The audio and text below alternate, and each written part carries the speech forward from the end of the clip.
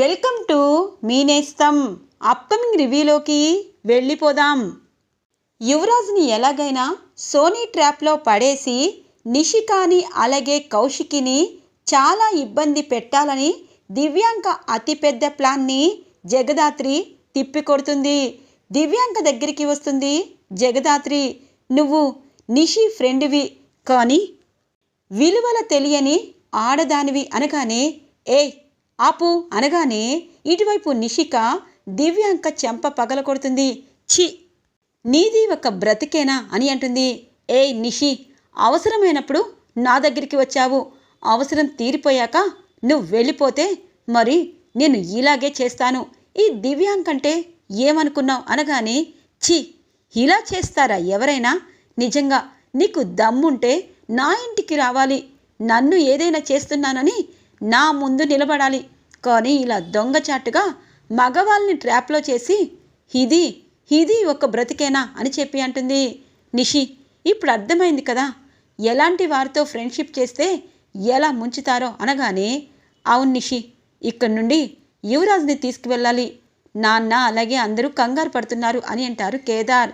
ఇక యువరాజ్ని జాగ్రత్తగా ఇంటికి తీసుకొస్తారు కేదార్, జగదాత్రి, నిషి.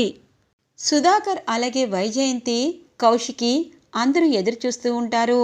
యువరాజ్ స్పృహ లేకుండా ఉండడం చూసి ఏమైంది అబ్బోడికి అని అంటుంది. ఒక్క నిమిషం పిన్ని అని చెప్పి లోపల బెడ్పై పడుకోబెట్టి కేదార్ వస్తారు. ఏమైంది జగదాత్రి, ఏమైంది నిషి అనగానే వదినా, యువరాజ్ గురించి మీకు చెప్పాలి అనగానే అదేంటి నిషి, యువరాజ్ మారిపోయి చక్కగా ఆఫీస్కి వెళ్ళి వర్క్ చేస్తున్నాడు కదా, ఇంకా ఏం ప్రాబ్లం?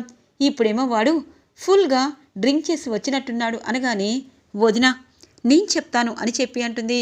చెప్పు జగదాత్రి, ఏమైంది అనగానే ఇక సోనీ అలాగే దివ్యాంక ఆడిన డ్రామా మొత్తం జగదాత్రి పూసగుచ్చినట్టు కౌశికి, సుధాకర్ అందరితో చెప్తూ ఉంటుంది. ఓ అవునా, సర్లే అమ్మి, మన యువరాజుని తీసుకొచ్చారు కదా, అబ్బోడికి ఏమీ కాదులే, అందరూ నిద్రపోండి అని చెప్పి అంటూ ఉంటారు. ఏంటత్తయ్యా నిద్రపోయేది అని అంటుంది. ఏందమ్మీ, చాలా రిస్క్ పడి వచ్చినారు, సర్లే ఇక కానియండి, ఇప్పుడు వాళ్ళు చేసేదేమీ లేదు కానీ వాళ్ళేదో పెద్ద ఇంటికి గొప్పగా చేసినట్టు ఇక్కడేమి బిల్డప్ ఇవ్వాల్సిన అవసరం లేదు అని అంటుంది వైజయంతి. చూడండి, ఈరోజు నేను ఇక్కడ నించున్నాను అంటే మా అక్క జగదాత్రినే అని అంటుంది. ఒక్కసారిగా వైజయంతికి షాక్ కొట్టినట్టు అనిపిస్తుంది. సుధాకర్ అలాగే కౌశికి సంతోషపడుతూ ఉంటారు. అవును వదిన, ఆ దివ్యాంక నా జీవితంతోనే ఆడుకోవాలనుకుంది, అలాగే సోనీని ఆఫీస్లో పెట్టించి యువరాజ్ని తన వైపు తిప్పుకోవాలని చెప్పి అనుకుంది, కానీ జగదాత్రి నా ప్రాణాలనే కాపాడింది. జగదాత్రి కాదు, నా అక్క. చిన్నప్పటి నుండి తనని ద్వేషిస్తూ అలాగే తన్ను అసహించుకుంటూ ఇక్కడికి వచ్చాక కూడా తన గురించి చెడుగా ఉంటూ కుళ్ళుకుంటూ ఈర్ష్యతో రగిలిపోయాను, కానీ ఆ భగవంతుడు నా కళ్ళు ఈరోజు రప్పించాడు. ఈరోజు నిన్ను ప్రాణాలతో ఉన్నాను అంటే నా అక్క జగదాత్రినే. దాత్రి, నిజంగా ఇన్ని రోజులు నిన్ను ఎంత అపార్థం చేసుకున్నానో, నన్ను క్షమిస్తావా అని అంటుంది. చూడు నిషి, అలా అనద్దే, మనిద్దరం అక్కా చెల్లెళ్ళం, అక్కా చెల్లెకి క్షమాపణ ఉండదు. నిజం చెప్పాలి అంటే నువ్వు ఇలా మారినందుకు నాకు చాలా సంతోషంగా ఉంది అని అంటుంది జగదాత్రి.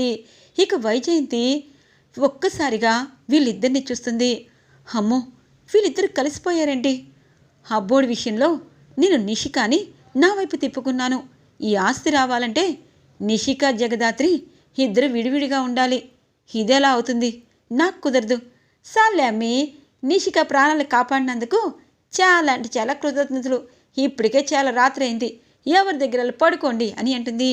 సరే నిషి, అలసిపోయావు, ఏదైనా తిని పడుకో అనగానే లేదే, నీ చేతికి గాయమైంది, నేను ఆయింట్మెంట్ రాసి ఫస్ట్ ఎయిడ్ చేస్తాను అని చెప్పి నిషి ఇక ఫస్ట్ ఎయిడ్ చేసి ఇక జగదాత్రికి ప్లేట్లో అన్నం తీసుకొచ్చి అన్నం పెడుతుంది. ఇటువైపు కౌశికి అలాగే సుధాకర్ సంతోషపడతారు. ఇదే కోరుకున్నది నిషి, ఎందుకంటే జగదాత్రి చాలా మంచిది, ఈ ఇంటి కోసం కేదార్ దాత్రి చాలా చేశారు, మనం వాళ్ళని అర్థం చేసుకోవటం లేదు, మనం అర్థం చేసుకోవాలని నేను ఎన్నోసార్లు అనుకున్నాను, కానీ నీ అంతటి నువ్వే తెలుసుకున్నందుకు చాలా అంటే చాలా సంతోషంగా ఉంది అని అంటుంది కౌశికి. ఇక జగదాత్రి కళ్ళ వెంట నీళ్లు వస్తూ ఉంటాయి. చాలా సంతోషంగా. తెల్లగా తెల్లవారుతుంది. అనుకున్నట్టే ఇక వైజయంతి అన్న పాపారాయుడు తనని తీసుకువెళ్ళడానికి, ఇక శ్రీవల్లిని తీసుకువెళ్ళడానికి వస్తారు ఇంటికి. అందరూ టెన్షన్ పడుతూ ఉంటారు. ఇదిగో బావా, నేను అనుకున్నట్టు 2 రోజులు కాదు, వారం రోజులు అయ్యాక వచ్చాను. ఇప్పుడు శ్రీవల్లి భయం పోయుండది. ఖచ్చితంగా శ్రీవల్లిని తీసుకెళ్ళాల్సిందే. వెళ్తాను అని చెప్పి అమ్మి శ్రీవల్లి అనగానే, అన్నో తొందరగానే వచ్చిండావా అమ్మాయి, శ్రీవల్లి రారా అని అంటుంది వైజయంతి. ఇంతలో జగదాత్రి కేదార్ ఇద్దరు హాల్లోకి వస్తారు. ఇక నిషిక కూడా, అయ్యో ఎందుకు బాబాయ్ ఇప్పుడు శ్రీవల్లి ఇక్కడ బానే ఉంది కదా అనగానే, ఏందమ్మి నువ్విలా మారిపోయావు? శ్రీవల్లి ఈ ఇంటి ఆడబిడ్డ కాదు, నా చెల్లెలు తప్పు చేస్తే పుట్టింది. ఇక నాకు పిల్లలు లేరు కాబట్టి నేను సొంత కూతురులా పెంచుకుంటాను. బావ వారం రోజుల తర్వాత వచ్చాను కాబట్టి పంపిస్తాడు. శ్రీవల్లి రామ్మి, ఇకపై ఇక్కడ నీకు కష్టాలు ఉండవు అని అంటారు. నేను రాను అని అంటుంది శ్రీవల్లి. ఏంటి, ఏం మాట్లాడుతున్నావు అనగానే, అవును మావయ్య, నేను రాను అని అంటుంది శ్రీవల్లి. ఇక సుధాకర్ కౌశికి హ్యాపీగా చూస్తూ ఉంటారు. జగదాత్రి కేదార్ శ్రీవల్లి వైపు చూస్తూ ఉంటారు. ఇక వైజయంతి, ఏందమ్మీ పిచ్చి పిచ్చిగా ఉండదా? మా అన్న నిన్ను కూతుర్లా చూసుకుంటాను అన్నాడు, ఇంకేంది పద అనగానే, వద్దమ్మా నేను వెళ్ళను. ఎందుకంటే మీ అన్నయ్య నాకు మామయ్య. సొంత చెల్లెలైనా మీ ప్రాణాలే తీయాలనుకున్నా ఆ మామయ్యతో నేను వెళ్ళను. ఒకవేళ ఈ ఇంట్లో వాళ్ళు నువ్వు వెళ్ళమ్మా అంటే నేను అనాథాశ్రమానికి వెళ్ళిపోతాను. లేకపోతే నేను చదివికి చిన్న జాబ్ చూసుకొని ఎక్కడో నాకు తగ్గ ఇల్లు చూసుకొని ఉంటాను. అంతేగాని ఇలాంటి దుర్మార్గుడింటికి వెళ్ళను అని అంటుంది శ్రీవల్లి. సబాష్ శ్రీవల్లి అని అంటారు కౌశికి. సబాష్, ఎందుకంటే నువ్వు నిక్కచ్చిగా ఇలా చెప్తేనే ఇలాంటి వారికి బుద్ధి వస్తుంది అని అంటుంది జగదాత్రి. ఏంది మీకే సోటు లేకపోతే ఈ అమ్మ వెనకాల మాట్లాడుతున్నారు, మర్యాదగా రా అనగానే, ఆగరా, ఏంటి శ్రీవల్లి రాను అంటే నీ పెత్తనమేంటి? చూడు వైజయంతి, నీ అన్న ఇక్కడికి రావడానికి నాకు ఇబ్బంది లేదు. వస్తే 3 పూట్ల తిని వెళ్ళిపోవాలి. ఇక్కడ వాళ్ళని తీసుకువెళ్తాను, తర్వాత వాళ్ళని ఏదైనా చేస్తాననే ఆలోచనతో ఇంటికి వస్తే ఖచ్చితంగా మెడ పట్టుకుని బయటికి నిన్ను కూడా గెంటేస్తాను అనగానే, ఏంది బావా బెదిరిస్తుండావు అనగానే, మా బాబాయ్ బెదిరించడం లేదు, ఖచ్చితంగా మీరే తెలుసుకోవాలి. ఇప్పుడు శ్రీవల్లి తను అనుకున్నట్టు మాట్లాడింది. తనకిష్టం లేకుండా ఎవరు ఏం చేయలేరు, మీరు వెళ్ళొచ్చు అని అంటుంది కౌశికి. ఇక జగదాత్రి కేదార్ బయటికి వచ్చి, ఏంటి మావయ్య గారు, ఏంటి బాబాయ్ గారు, మీకు శ్రీవల్లిలో అంత ధైర్యం వచ్చిందని షాక్ అవుతున్నారా? నిజం చెప్పాలంటే మీరు కూడా మారండి. మారకపోతే మిమ్మల్ని శాశ్వతంగా చిప్పకూడు తినిపించే రోజు వస్తుంది అని అంటుంది జగదాత్రి. ఏందమ్మి, నన్ను చిప్పకూడు తినిపించే రోజు వస్తుందా? ఎలాగా అనగానే, మా అమ్మ చావుకి కారణం మీరే అని తెలిస్తే చిప్పకూడు కాదు, ఆ నరకం ఎలా ఉంటుందో నేను తెలుస్తాను అని అంటారు కేదార్. సరే, మీ అమ్మని చంపింది నేను అన్న సాక్ష్యం తీసుకుని రండి, నన్ను జైలుకి పంపించండి. అప్పుడు సుహాసిని కోడలు సుహాసిని కొడుకు అని నేను చెప్తాను అనగానే, ఇంతకీ శ్రీవల్లిని తీసుకెళ్లాలని ఎందుకు అనుకుంటున్నారు అని అంటుంది జగదాత్రి. ఓ అదా, ముసుగులో గుద్దులాటెందుకు? శ్రీవల్లి నా చెల్లెలు కూతురు కాదు, సుహాసిని మీ అమ్మ కూతురు, నీ సొంత చెల్లెలు. అందుకే దాన్ని కూడా చంపాలనుకుంటున్నాను అనగానే చొక్కా పట్టుకుంటాడు కేదార్. నీకు ఎంత ధైర్యంరా? నా చెల్లి శ్రీవల్లినా అంటే జగదాత్రి ఇక కేదార్ చేయి పట్టుకుంటుంది. కేదార్ ఆగు అని అంటుంది. లేదు, వీణ్ణి చంపాలి దాత్రి అనగానే, ఏంటి చంపేది? ఎలాగైనా నీ చెల్లిను నిన్ను చంపేదాకా నేను ఇక్కడి నుండి ఎక్కడికి వెళ్ళను అని చెప్పి వెళ్ళిపోతారు పాపారాయుడు. ఇక కేదార్ అలాగే ఇటువైపు జగదాత్రి షాక్ అవుతారు. అంటే నా సొంత చెల్లెలు తన నేను నమ్మలేకపోతున్నాను అనగానే, లేదు లేదు కేదార్, ఖచ్చితంగా శ్రీవల్లి నీ చెల్లెలే. తన ఫోటోని కూడా, వాళ్ళ అమ్మ ఫోటోని కూడా మనల్ని ఎప్పుడూ చూడనివ్వకుండా చేసింది అత్తయ్య గారు. ఇప్పుడు నీ చెల్లె అని నిజం ఇంట్లో వాళ్ళెవరికి తెలియకూడదు. లేకపోతే ఖచ్చితంగా అందరూ తన గురించి ఏదో ఒక ఇబ్బంది పడతారు. కొన్ని రోజులు ఈ నిజాన్ని మన కడుపులోనే దాచుకుందాం అని అంటుంది ధాత్రి. ఇక చాలా ప్రేమతో లోపలికి వస్తారు.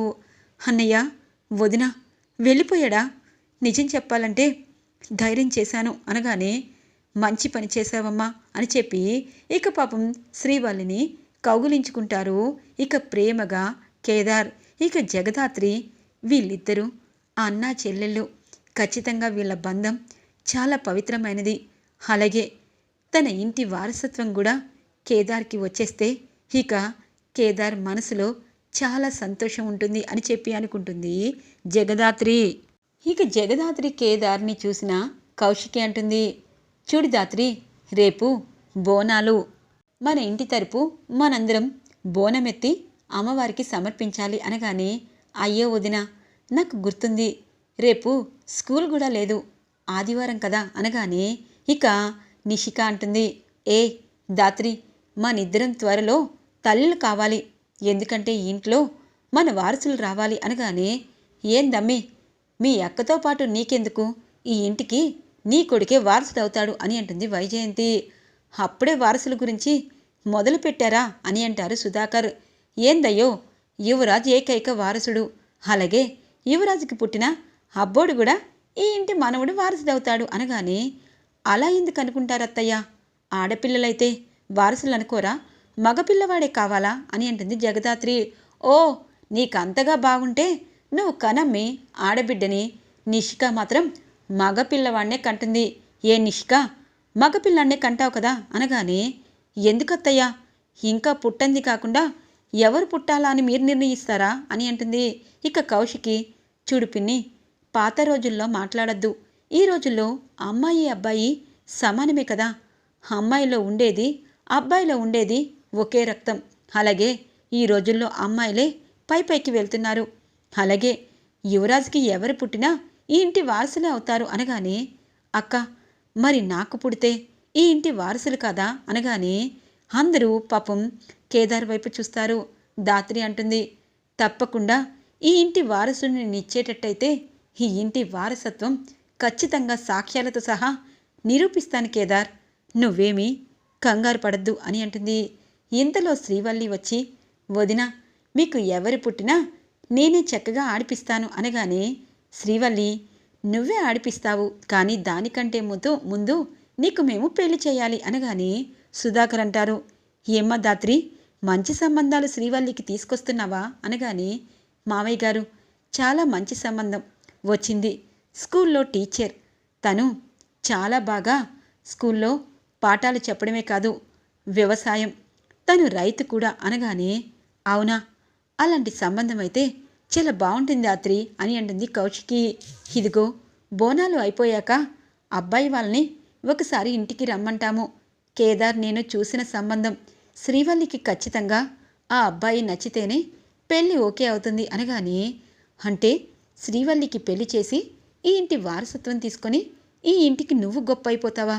ఈ నిషి ఈ మధ్య తన అక్క జపం చేస్తుంది, దానికి ఈరోజు నేను మార్చాలి. ఏందమ్మీ, ఒకసారి రా అనగానే, ఏంటత్తయ్యా, నాకేం చెప్పినా నేను వినను అని అంటుంది. చూడు నిషి, ఇన్ని రోజులు ఈ ఆస్తి కోసం, ఈ ఇంటి వారసత్వం కోసం నేను ఎన్నో దుర్మార్గాలు చేశాను. ఇప్పుడు నువ్వేంటి మీ అక్క దగ్గరికి వెళ్ళిపోతున్నావు? యువరాజ్ ఈ ఇంటి ఆస్తి, ఈ ఇంటి ఏకైక వారసుడు కావాలి, నీకు పుట్టే బిడ్డే కావాలి. ఇప్పుడు జగదాత్రి కూడా పిల్లల్ని కని మగపిల్లవాడిని కనిందనుకో వారసుడైపోతాడు అనగానే, నా బ్రెయిన్ ఎందుకు ఇలా తింటున్నారు అని అంటుంది. ఇంకా నువ్వేంటమ్మాయి ఇలా అయిపోయావు? రేపటి నుండి నువ్వు మామూలు నిషిలా అయిపోతే నేను ఊరుకోను అని అంటుంది ఇక వైజయంతి. ఈరోజు రివ్యూ ఇలా ఇంట్రెస్టింగ్గా ఎండ్ అవుతుంది ఫ్రెండ్స్. రాబోయే రివ్యూ కోసం మా ఛానల్ని సబ్స్క్రైబ్ చేసుకోండి. Thanks for watching friends.